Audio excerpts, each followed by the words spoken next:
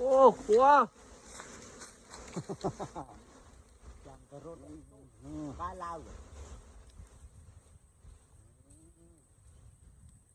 rồi thì chân không xách đấy cái cá nha chung là cá chế cùng đỏ lơ mấy túi á ngon cơ tôi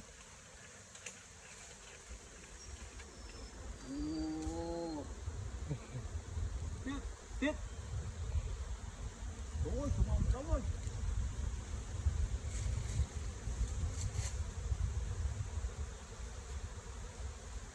đây đang đi bạn ơi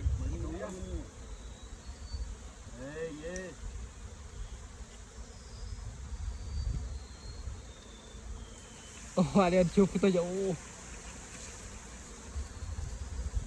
ôi bà